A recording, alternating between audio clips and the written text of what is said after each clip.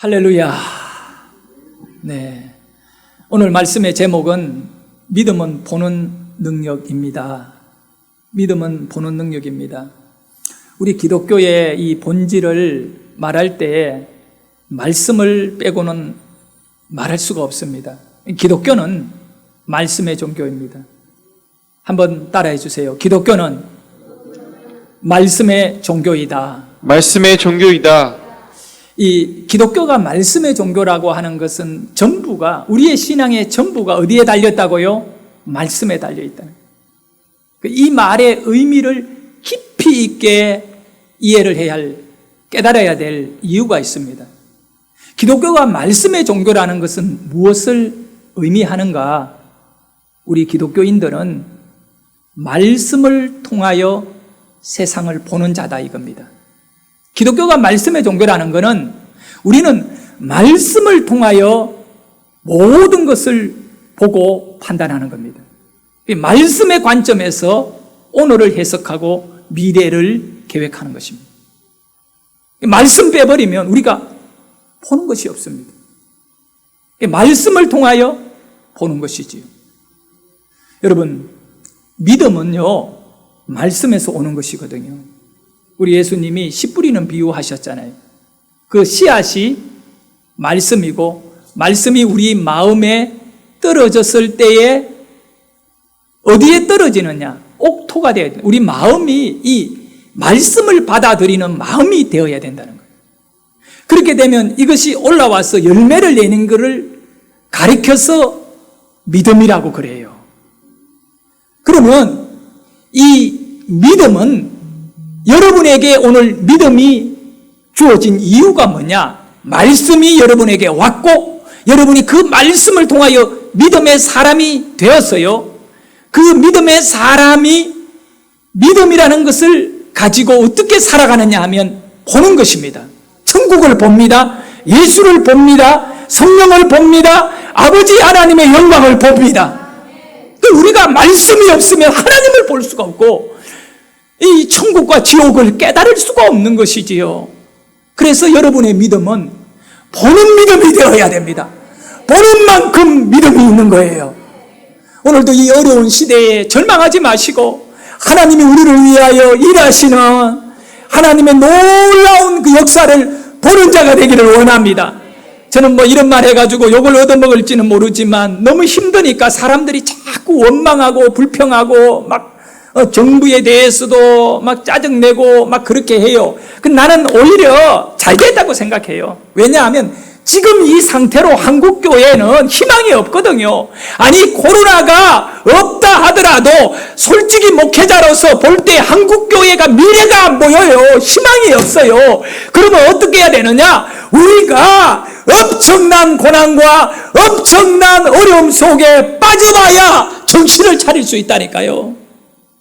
그럼 이 코로나가 한국교회의 위기를 깨닫게 하고 이대로 가면 안 된다. 하나님께서 예배까지도 문을 닫아버리게 하시고 이거 하나님이 아시는 거예요. 그럴 때 우리가 이제 말씀 가지고 믿음으로 봐야 됩니다. 그렇게 되면 희망이 있습니다. 여러분, 우리는 희망을 노래해야 됩니다. 절망을 노래하지 마십시오.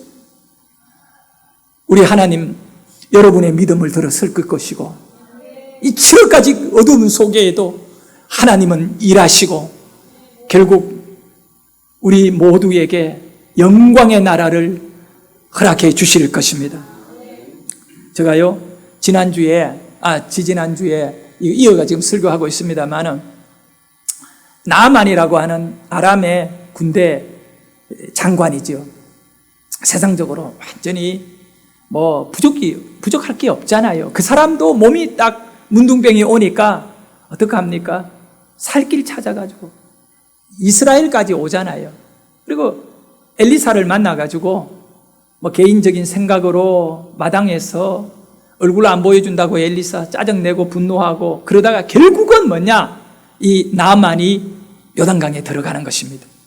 이 나아만이라는 사람이 그 견고한 사람이 마지막 자존심까지 몸은 갈기갈기 망가졌고 엉망이 돼가지고 있는 상태이지만 마지막 자존심이 살아있었는데 이 자존심이 무너지고 그 무너진 자존심의 그 틀에서 말씀을 지하고 요단강에 들어갔는데 어린아이 피부같이 깨끗하게 치료된 것입니다. 할렐루야.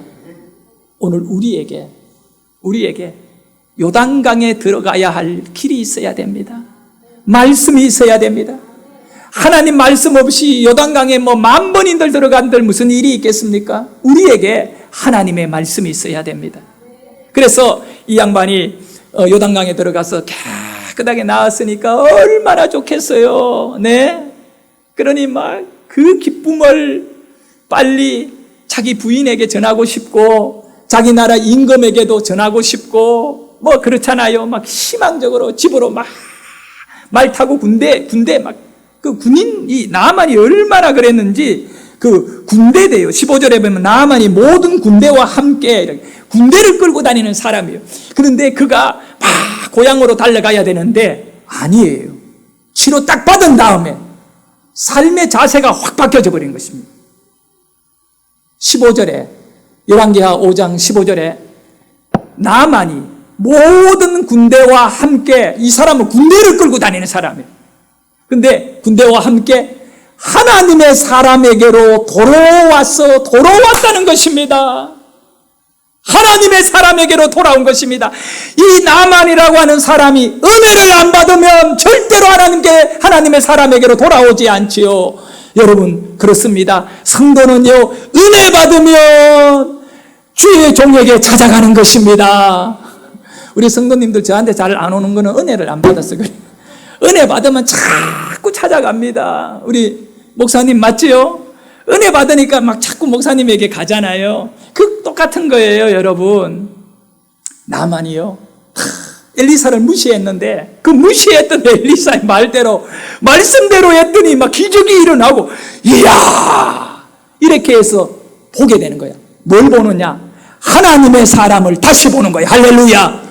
여러분 우리가 은혜를 받아야 할 이유가 여기 있는 거예요. 교회를 딱 바라볼 때 은혜 받은 사람은 교회가 달리 보이는 거예요. 은혜 받은 사람은 이렇게 직분자를 보면 달리 보이는 거예요. 그러니까 우리가 서로 볼 때 부담스럽다, 은혜가 없어서 그래요. 볼 때 좋아야 돼요. 정말 이 장로님, 이 권사님, 이 집사님, 이 은혜가 있거든. 은혜가 감사하다. 이분이 계셔서 너무 좋다. 이 은혜가 있는 거거든요. 우리 모두 다 은혜 받은 이후에 나만이 자기 부인에도 가고 싶고 고향에도 가고 싶고 자식들에게도 가고 싶지만 은혜 받았으니까 하나님의 사람 엘리사에게로 딱 돌아와 가지고는 뭘 하느냐 하면 내가 선물을 드리겠습니다. 사람은 그런 거예요. 자기가 이 받은 것이 있으면 그게 대해 보답을 하고 싶어 가지고 한번 읽어볼까요? 이 15절 16절 말씀에 보면 이 나만이 뭐라고 고백하는지 여러분이 한번 크게 읽어봅니다. 시작. 나아만이 모든 군대와 함께 하나님의 사람에게로 돌아와서 그의 앞에 서서 이르되 내가 이제 이스라엘 외에는 온 천하에 신이 없는 줄을 아나이다. 청하건대 당신의 종에게서 예물을 받으소서 하니 이르되 내가 섬기는 여호와께서 살아계심을 두고 맹세하노니 내가 그 앞에서 받지 아니하리라 하였더라. 나아만이 받으라고 강건하되 그가 거절하니라. 근데 이 나만이라는 사람이 엘리사에게 엄청난 그 금은보와 이 좋은 것들을 선물로 막 수레째 싣고 와가지고 그걸 내리려고 하는 거예요. 여러분 잘 아셔야 돼요. 엘리사는 선지학교의 교장입니다. 선지자들을 막 길러내고 막 기도원도 하고 신학교도 하고 막 이렇게 하다 보니까 돈이 많이 들어가요. 먹여야 되고 재워야 되고 입혀야 되는데 그러니 성도들이 헌금 내고 이렇게 해야 되는데 그 당시 이스라엘이 가난했잖아요. 어려움이 많아서 늘 재정적으로 어려움을 당하는데 그게 재정을 책임지고 있는 이 재정부장이 누구냐 하면 게하시라고 하는 사람이에요. 근데 그 게하시가 옆에서 다 비서니까 지켜보다가 엄청난 이렇게 많은 돈을 이 선지학교에 들어올 수 없는데 이거를 갖다가 나아만이 막 주겠다는데 엘리사가 뭐라고 하느냐 하면 그거 가지고 고향으로 가래요. 그거 안 받겠대. 여러분 이게 어떻게 보면 뇌물입니까? 뇌물 아니잖아요. 은혜 받아가지고 고맙다고 보답하려고 하는데 아니 이 엘리사는 그 보답을 안 받아들이는 거예요. 그거 안 받아 강권하여 주고자 하나 거절하더라. 아주 단호하게 빈틈없이 절대 안 받고 아무것도 수레에서 내리지 못하게 하는 거예요. 오히려 이 나만에게 식사 대접하고 극진히 대접하고 그냥 아무것도 안 받고 돌려보내는 것입니다. 게하시가 자기 주인이 하는 행동을 바라보고 너무너무 답답한 거야. 답답한 거예요. 어떻게 일을 이렇게 하느냐. 지금은 국가는 텅텅 비어가고 있는데 그거 이방 나라의 사람 그거 그냥 싣고 가버리면 아까운 것 아니냐 이거예요. 예? 그게 못마땅하게 생각하는 거예요. 이 엘리사 선지자 하는 일이 그가 영성도 있고 기적도 일으키지만 세상 물정 모른다. 그러니까 게하시는 세상에 보는 것을 아주 잘 보고 있어요. 이거 우리 선생님 그래가지고 이 양반이 무슨 얘기를 하느냐, 자기 선생의 하는 일을 가르쳐가지고 열왕기하 5장 20절에 보면 게하시가 이런 얘기를 해요. 저는 이거를 읽으면서 게하시가 얼마나 지금 마귀에게 놀아나고 있는가를 알게 되었어요. 우리 한번 읽어볼까요? 시작. 하나님의 사람 엘리사의 서한 게하시가 스스로 이르되 내 주인이 이 아람 사람 나아만에게 면하여 주고 그가 가지고 온 것을 그의 손에서 받지 아니하였도다. 게하시 입장에서 보면 엘리사는 바보 중에 바보인 거예요. 아니 수레에서 내리면 우리 것인데 우리 문제를 당장 해결할 수 있는데 이거를 내리지도 못하고 이 답답한 선생님 기도만 할 줄 알지 아니 삶을 살아봐야지 이렇게 게하시가 생각한 거예요. 그래가 그가 한 말 중에 게하시가 스스로 이르되 내 주인이 이 아람 사람 그게 아람 사람인 거예요. 뭐 이스라엘 사람도 아니고 아람 사람 이 아람 사람 나만에게 면하여 주고 이 말이 중요한 겁니다. 영어 성경을 제가 보니까 면하여 주다라고 하는 이 말이 뭐냐 하면 너무 쉽게 was too easy 해버렸다는 거예요. 쉽게 넘어가 버려. 이 귀한 것을 지금 내려야 되는데 너무 쉽게 그냥 보내는 거예요. 마음에 안 드는 거예요. 그럼 어떡합니까? 자기가 나설 수도 없고 그러니까 마음에 막 그런 생각을 제가 그랬잖아요. 기독교는 말씀의 종교다. 이 말씀으로 세상을 봐야 된다고. 그게 믿음이 있는 사람이에요. 근데 문제는 이 게하시에게는 세상을 보는 눈이 육체의 눈밖에 없는 거예요. 수레에 실려 있는 금원 보화만 볼 줄 알았지 뒤에 이루어질 이 미래의 어마어마한 그 역사를 이 수레에 실려 있는 것보다 1000배, 10,000배보다 더 귀한 것이 움직여지는 것을 못 보는 것입니다. 사랑하는 여러분, 우리는 믿음을 가지고 세상을 볼 줄 알아야 돼요. 그래서 이 게하시가 마음에 끙끙거리면서 돌아가는 나만의 뒷모습만 쳐다봅니다. 성경에 보니까요, 말세가 되면 어떤 고난이 오느냐 하면 사람들이 자기만 사랑한대요. 돈을 사랑하고 자랑하고 교만하고 이 전부 다 자랑도 자기만이지요. 교만도 나만 잘났지요. 자기 사랑이지요. 그것이 말세의 고통이다 그랬어요.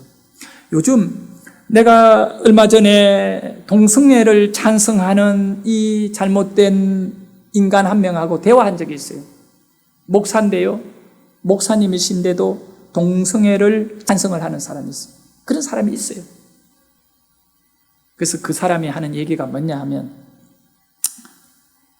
개인이 성적 취향인데 왜라고 그렇게 반대하느냐 이거예요. 그러니까 교회가 사회로부터 대세인데 그거를 자꾸 이렇게 비난을 받지 않느냐 이 얘기를 하길래 사회로부터 교회가 버림을 받는다는 거예요.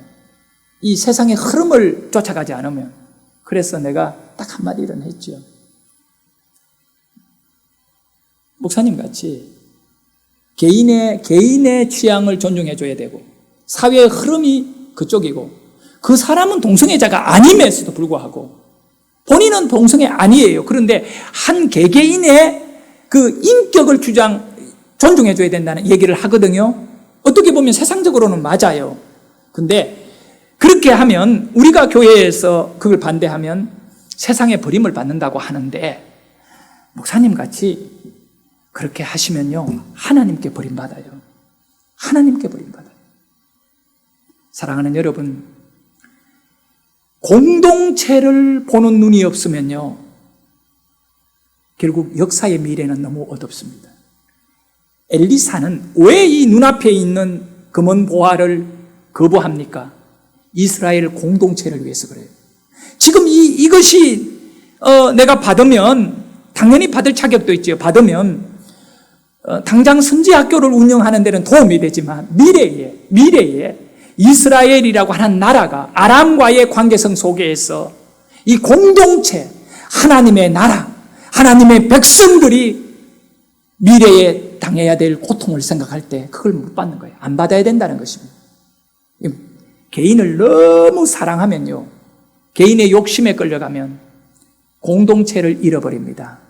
사랑하는 성도 여러분, 우리는 최소한 예수를 제대로 믿고 신앙생활을 한다면요, 나 개인의 어떤 유익이 있는가, 이것보다 더 중요한 것이죠. 나만 잘 먹고, 나만 잘 살고, 나만 문제 없으면 되고, 나만 코로나 안 걸리면 된다라고 하는 이 잘못된 의식에서 우리 교회 성도들이 안전해야 되고, 우리나라 백성들이 안전해야 되고, 전 세계가 좋아야 된다. 이 관점을 가질 필요가 있어요. 개인에서 공동체를 지키고자 때로는 개인이 어려움을 당하더라도 공동체, 교회를 위해서 어떻게 해야 되나, 이 부분입니다. 그런데 게하시는 그게 없어요. 그러니까 막 달려가가지고 자기 집에 종 둘이를 데리고요, 그 나만이 막 멀리 갔어요. 언덕을 넘어가 가고 자기 나라로, 이야, 막 하나님 하고 막 가고 있는데, 여보시오, 나만 거기 서보세요. 그러니까 나만이 뒤에서 막 쫓아오는 음성을 듣고 놀래가 딱 서니까, 딱 보니까 아는 인물이 누구냐 하면 엘리사의 집안에 아주 높은 그런 종이거든요. 그 이제 사환이다 그러면 한 집안의 살림을 다 책임지는 사람이에요. 그 사람이 오니까 이 나아만이라는 사람이 그 게하시를 보는 순간에도 존경심이 막 우러나는 거예요. 아이고, 이것도 사환인데도 거기에다가 굽신하면 어떻게 오셨습니까? 은혜를 받고 나니까 그 엘리사의 집에 사환도 존경스러워. 그러니까 하는 말이 막 먹이면서 게하시가, 우리 주인 엘리사가 심부름을 보내가 내가 왔습니다. 거짓말하는 거예요. 심부름을 보내가 왔습니다. 지금 저 에브라임 산지에 있는 선지생들이 몇 명이 왔는데, 그들이 지금 그곳에 뭐가 필요한데, 금은 1만 달란트, 옷 한 벌이 지금 필요하다고 하니까 그거를 당신에게 가서 좀 갖고 오라고 했습니다.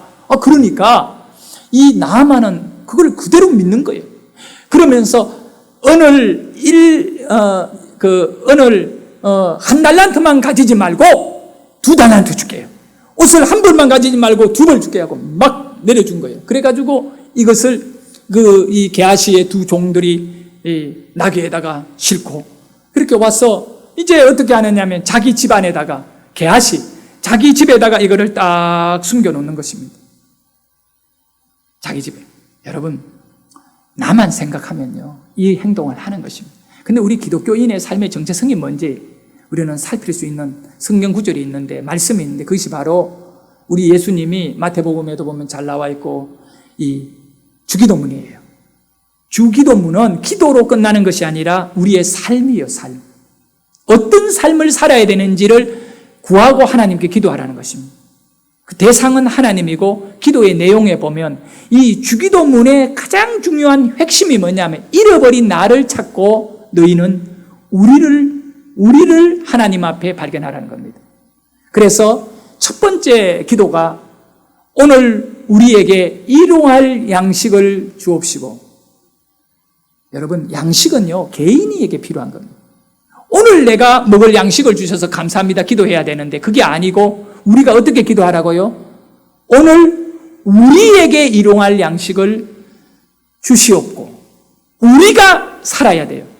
이걸 비유하자면 도시락을 내가 갖고 있어요. 하나밖에 없어요.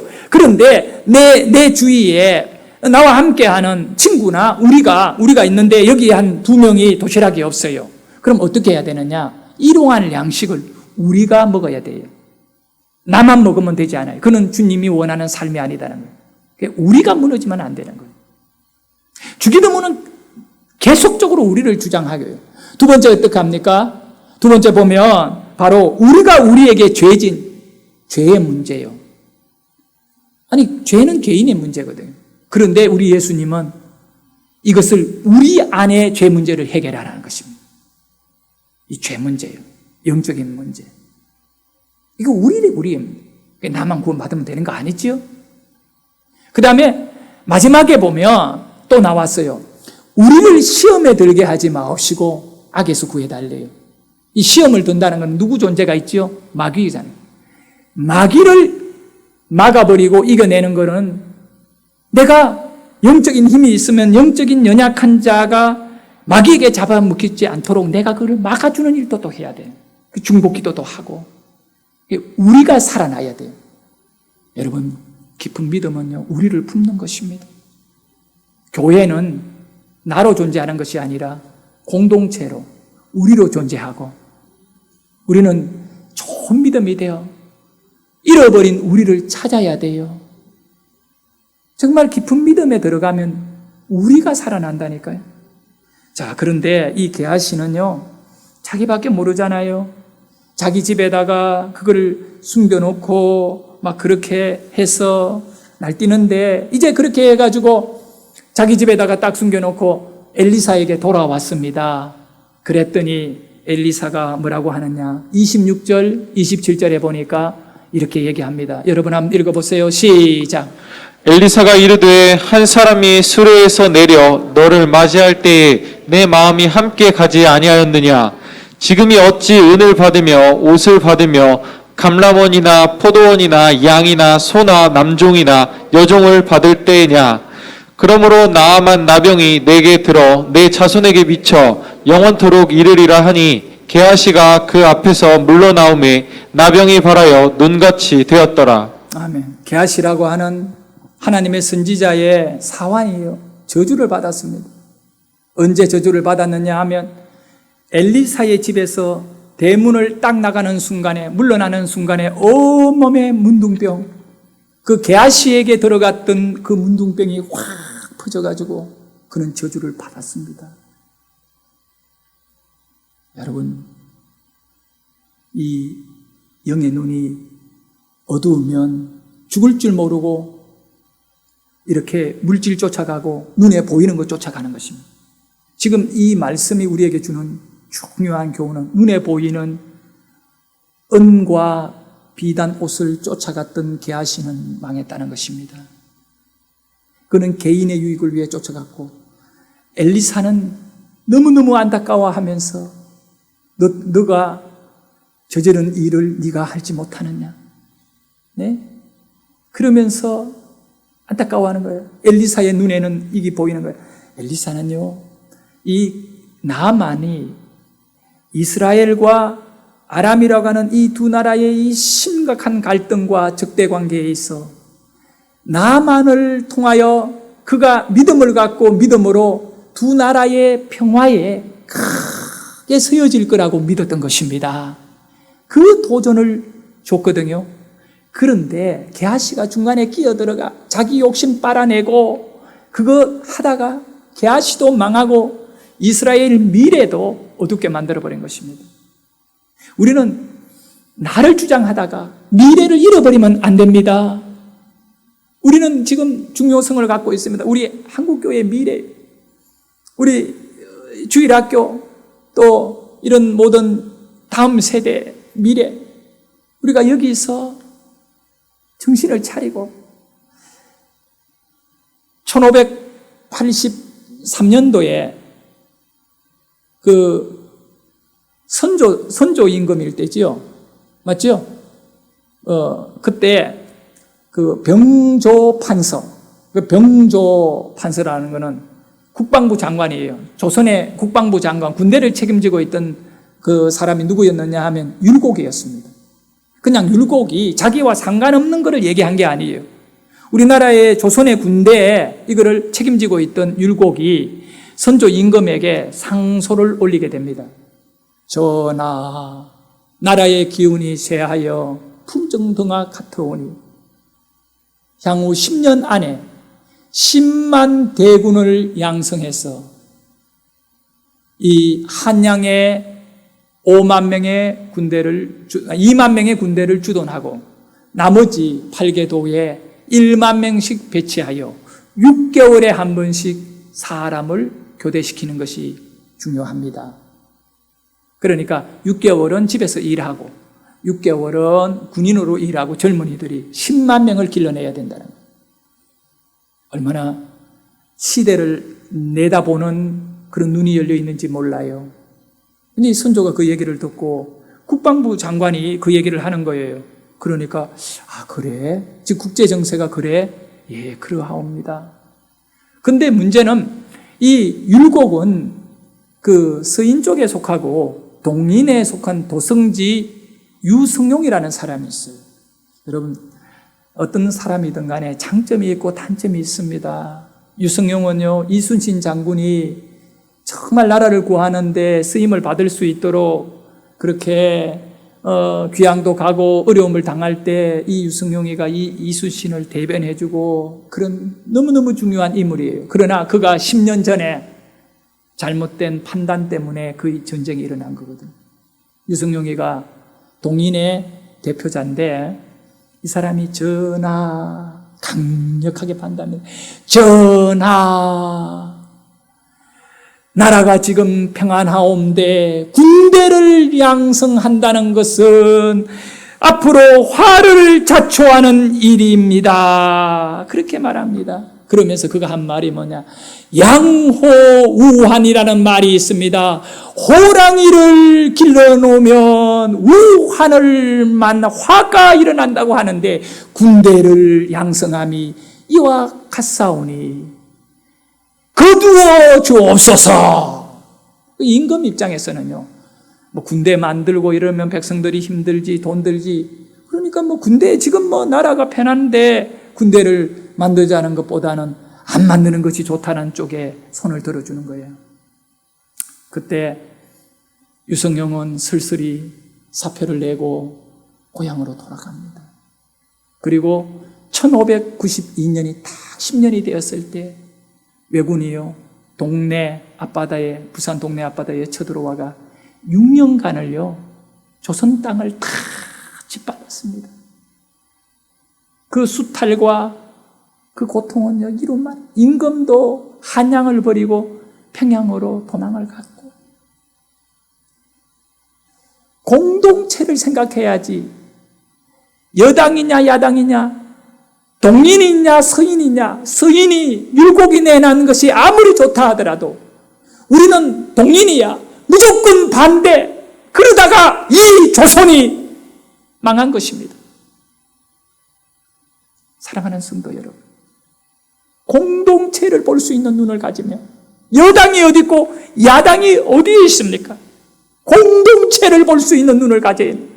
그 눈이 없는 어두운 자들이 서로가 서로의 자기 주장만 내세우면 마귀만 좋아하는 것입니다. 우리의 자세는 엘리사를 통하여 배워야 됩니다. 엘리사가 왜 이 엄청난 선물을 거부했을까요? 왜 그 선물을 거부했을까요? 그것은 말씀에 답이 있어요. 나만이 주는 선물을 다 거절하니까 그 다음에 나온 말씀을 보면 알아요. 우리 같이 한번 읽어봅시다. 열왕기하 5장 17절입니다. 자, 크게 읽습니다. 시작. 나만이 이르되 그러면 청하건대 노새 2마리의 실을 흙을 당신의 종에게 주소서. 이제부터는 종이 번제물과 다른 희생 제사를 여호와 외에 다른 신에게는 드리지 아니하고 다만 여호와께 드리겠나이다. 아멘, 할렐루야. 놀라운 역사가 일어난 거예요. 왜?